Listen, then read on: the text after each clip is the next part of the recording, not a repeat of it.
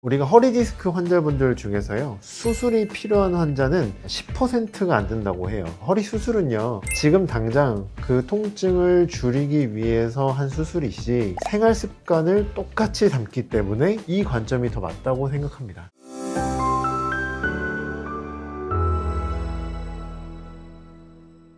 네, 안녕하세요. 기특한 한의원 유튜브 진행을 맡은 기특한 건강지기 선아실입니다. 원장님, 제가 또 원장님을 찾아뵐 때마다 저의 고민을 자주 가지고 오게 되는 것 같은데요. 오늘도 실제로 이번 주에 제가 겪었던 일입니다. 아래에 떨어진 물건을 잡으려고 탁 하고 그냥 일어났거든요. 근데 갑자기 허리가 너무 아픈 거예요. 큰 움직임이 있었던 것도 아니고 그냥 그저 물건을 주웠다가 했단 말이죠. 주변에 저와 같은 작은 움직임으로 통증을 느끼는 젊은 층들이 굉장히 많다고 합니다. 허리 디스크가 비단 나이 있는 분들의 질병이 아니라 젊은 층에게도 굉장히 많이 발생하고 있다고 하는데요. 이런 현상이 왜 이렇게 많이 발생하게 되는 걸까요? 환자분들이 말씀하시는 증상은요, 대체로 비슷하세요. 바지를 입다가 양말을 신다가, 다시 생각해 보시면 허리를 구부릴 때에 나타나는 증상들이라고 보시면 돼요. 분명히 이전에는 40대 이후로 많이 나타나던 증상들인데요, 20, 30대, 이르면 10대에서도 이런 증상이 나타나게 되거든요. 그럼 그렇게 나타나는 원인을 우리가 생각을 해보면 바로 컴퓨터 사용과 스마트폰 사용이 그 원인이 될 수가 있습니다. 제가 항상 하는 잔소리가 있죠. 네. 바른 자세. 스마트폰을 하는 자세를 생각해 보시면 많이 구부정한 자세를 하고 있잖아요. 그런 자세들로 인해서 척추에 계속해서 손상이 누적되어 있다가 별거 아닌 동작에서 갑자기 그렇게 통증이 발생하는 경우가 대부분이라고 생각하시면 됩니다. 그러면 사실 저희 아버지가 허리 디스크로 굉장히 많이 통증을 느끼셨었거든요. 저는 그래서 제가 통증을 느꼈던 건가 생각을 했던 적이 있는데, 그럼 허리 디스크가 유전이다 라는 건 한의학적 관점으로 어떻게 생각하시나요? 척추나 아니면은 근처의 근육, 인대, 이 부분이 유전으로 인해서 사람마다 강도가 좀 다를 수가 있어요. 허리 디스크는 결국 압력을 이기지 못해서 나타나는 질병인데요, 그 압력을 견딜 수 있는 만큼 그 강도가 바로 유전에 의해서 어느 정도 결정이 되기 때문에 똑같은 압력이 주어지더라도 유전에 따라서는 이것이 허리 디스크로 발병이 되시는 분들이 계시고 아무렇지도 않은 분들도 계시거든요. 그 관점으로 본다면 허리 디스크가 유전이다, 이것은 어느 정도 일리가 있는 말입니다. 그런데 저의 생각은 조금 다르거든요. 거실에서 우리가 다 같이 TV를 볼 때 어떤 자세로 있는지 한번 생각을 해보시면 다 비슷한 자세로 TV를 시청하실 거거든요. 다른 자세로 TV를 시청하시는 분들은 거의 없을 거예요. 대부분 소파에서 구부정한 자세로 우리가 생활하게 되고, 우리 가족들이다 보니까 그 생활 패턴들을 보통 공유하게 되잖아요. 생활 습관들도 당연히 배우게 되고요. 그 생활 습관이 바로 허리 디스크를 만든다고 저는 생각을 하거든요. 그래서 그런 면으로 봤을 때는 유전 때문에 허리 디스크가 발생되냐, 이 부분보다는 생활 습관을 똑같이 담기 때문에 이 관점이 더 맞다고 생각합니다. 근데 사실 허리 디스크를 경험하시는 분들은 일반적으로 정형외과를 찾아가서 주사 시술이나 또는 수술을 받게 되는데요. 한의학에서는 어떻게 치료를 하게 되는지 궁금합니다. 우리가 허리 디스크 환자분들 중에서요, 수술이 필요한 환자는 10%가 안 된다고 해요. 90% 이상의 환자분들은 수술이 필요가 없는 환자분들이시거든요. 이러한 환자분들께는 한의학 치료가 굉장한 강점을 보이게 됩니다. 틀어진 척추를 올바로 세워주는 추나요법을 기반으로 해서 주변 인대 근육을 강화시키는 침치료, 통증을 줄여주는 약침치료, 이런 식으로 치료를 하게 되면 수술 없이도 충분히 좋아지실 수 있습니다. 근데 제가 진짜 허리가 아파서 병원에 갔을 때 목이랑 또 골반이 살짝 틀어졌대요. 그래서 요거까지 같이 교정을 받으면 좋을 것 같다라고 추천을 해주셨는데, 근데 왜 허리가 아픈데 목이랑 골반을 같이 치료하라고 하는 거죠? 우리 척추는요, 사실 하나로 다 이어져 있잖아요. 허리에 문제 있는 분이 허리만 문제가 있는 게 사실은 더 불가능한 것이죠. 우리가 구부정한 자세를 생각해 보시면 허리만 구부정하고 목은 똑바로 있을 수는 없고요, 목이 구부정할 때 허리도 자동적으로 구부정하거든요. 그렇기 때문에 전체적으로 치료가 들어가야 올바르게 치료가 된다라고 저는 생각을 합니다. 이렇게 가서 수술을 받았는데도 불구하고 계속적으로 이렇게 통증을 느끼시는 분들이 있거든요. 이렇게 재발하는 허리 통증은 어떻게 해야 되나요? 특히 연세에 있으신 환자분들을 진료하면서 겪는 애로사항 중에 하나인데요, 아니 내가 허리 수술을 받았는데 왜 또 아프냐, 근데 우리가 생각해보면 허리 수술은요, 지금 당장 그 통증을 줄이기 위해서 한 수술이지 다신 허리가 아프지 말게 한 수술이 아니거든요. 우리가 허리가 아파진 이유를 다시 생각해보면 구부정한 자세, 즉 생활 습관에 의해서 발생한 허리 통증이 대부분이거든요. 생활 습관이 예전과 그대로라면 당연히 다시 아파지는 것이 맞고요. 허리 수술을 하지 않아야 하는 게 가장 좋지만 어쩔 수 없이 하셨다면 남들보다 훨씬 더 강인한 의지를 가지고 구부정한 생활 습관을 고치려고 노력을 해주셔야 다시는 수술을 하지 않으실 수가 있습니다. 이제 생활 습관을 개선해야 된다라고 말씀을 해주셨는데 어떠한 생활 습관을 가져야지만 건강한 이 척추를 만들어 갈 수 있는지도 궁금하거든요.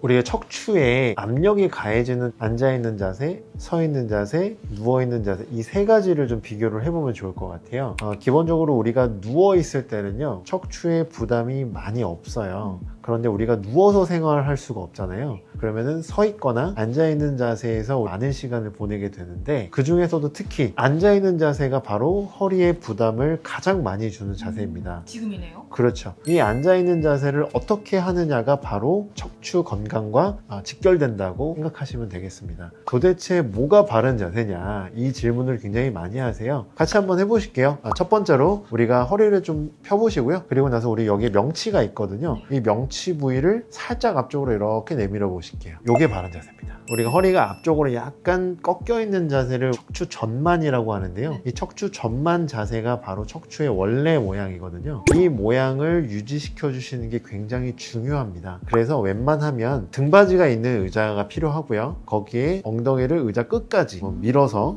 앉아 보실까요? 이 상태에서 허리를 쭉 펴고요. 그리고 명치를 앞쪽으로 살짝 내민 상태에서, 이 상태에서 살짝 등받이에 기대시는 거예요. 허리를 편 상태에서 기대시는 게 굉장히 중요합니다. 허리를 구부린 상태에서 등받이에 기대시면 아무런 의미가 없어요. 전반이 너무 심하지 않냐 이렇게 생각하시는 경우도 많은데요. 제일 의학적으로 좋은 자세는 허리가 평평한 게 좋다고 하거든요. 처음부터 평평하게 하려고 하면 결국에는 굽어지게 되고요. 약간 전반을 유지하시려고 해야 나중에 평평해지거든요. 그래서 조금 과하다 싶을 정도로 약간 전반을 주시는 것을 저는 추천을 드립니다. 여러분들도 꼭 이렇게 하는 거 잊지 않으시면 좋을 것 같습니다. 척추를 좀 더 강화시킬 수 있는 운동이나 스트레칭 이런 것들이 있으면 좀 알려주시겠어요? 기본적으로는 맥켄지 운동을 추천드리고요. 허리를 뒤로 신전하는 우리 맥켄지 운동, 디스크 환자들에게 좋은 스트레칭 법입니다. 강화 운동으로는 플랭크 운동, 플랭크 운동을 추천을 드립니다. 2분 이상 할 수 있으셔야 정상 허리라고 생각하시면 됩니다. 이것도 오늘 또 제 개인 상담 수준으로 이야기가 또 흘러가는 것 같은데, 제가요 대식가인데요. 밥을 많이 먹으면 또 배가 부르고, 또 배가 부르면 가끔 또 허리가 부담이 갈 때가 있는데요. 이게 장 건강과 허리 디스크, 이게 또 연관이 있는지 궁금합니다. 어느 정도 연관이 있는데요. 우리 임산부처럼 허리가 너무 많이 이렇게 꺾이게 되는 경우가 있어요. 그렇게 되면 허리 쪽에 부담이 가면서 요통을 좀 유발할 수가 있고요. 반대로 허리가 이렇게 안으로 말린다고 했을 때요, 복부에 음식물이 많이 들어가 있거나 그렇게 되면은 또 허리 압력이 또 많이 증가하게 되거든요. 그러면 또 마찬가지 허리 쪽에 통증이 유발될 수가 있고, 장 내부에 어떤 문제가 있는 경우, 특정 음식물이나 아니면은 음식 상태에 따라서 장 내부에 있는 신경을 우리가 자극했을 경우에요, 그것의 영향으로 허리 통증이 또 발생할 수 있습니다.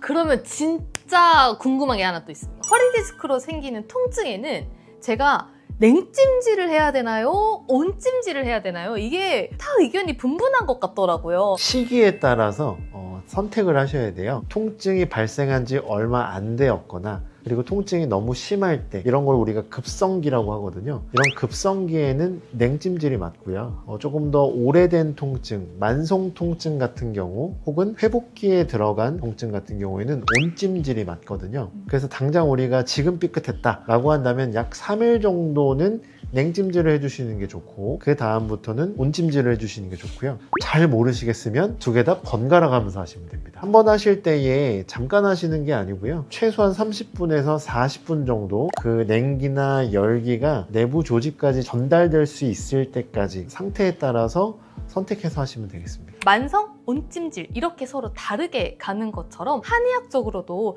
급성과 만성 허리 통증을 치료하는 방법이 조금 다른가요? 기본적으로 급성기 때는요, 염증을 줄여주는 치료를 우선적으로 행하게 되고요. 그리고 만성적인 부분 같은 경우에는 강화라든지 어떤 보강에 좀 더 중점을 둔 치료를 하는 편입니다. 근데 사실 허리 통증이 엄청 막 심하지 않거나 또는 병원을 좀 찾아가시는 걸 꺼려 하시는 분들은 에스테틱 같은 데 가서 그냥 마사지로 주변 근육을 풀어준다라는 개념으로 다가가면 허리 통증을 좀 완화시켜줄 수 있을까요? 허리 디스크로 인해서 발생하는 통증 같은 경우에는 아무리 마사지를 하셔도 효과가 없다라고 단언할 수가 있고요. 우리가 마사지를 받는 자세를 생각을 해보면 대부분 엎드려서 마사지를 받게 되잖아요. 어떤 환자들에 따라서는요, 엎드리는 자세를 하면은 통증이 더욱더 심해지는, 상태가 악화되시는 환자분들도 분명히 존재하시거든요. 그렇기 때문에 허리 통증이 있을 때는 정확한 의학 지식을 가진 의료기관을 방문하셔서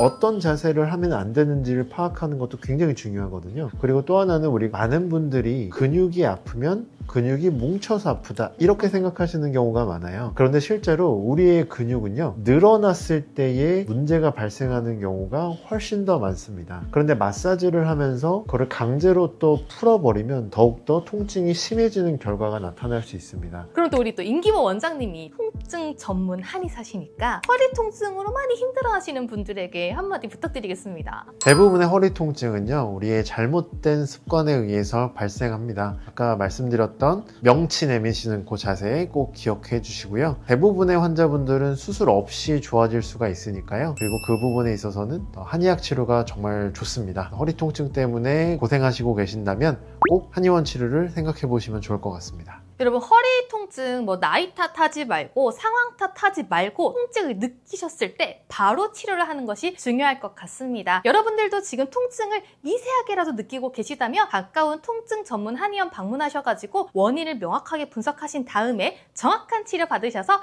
보다 나은 일상을 누리시기 바라겠습니다. 궁금하신 사항이 있으시거나 추가적으로 질문하시고 싶으신 부분들은 댓글 달아주시면 저희가 또 친절하게 답변 남겨드리니까요. 많은 관심 부탁드리도록 하겠습니다. 그럼 구독, 좋아요, 알림 설정 부탁드리고요. 다음 영상에서 만날게요. 안녕, 감사합니다.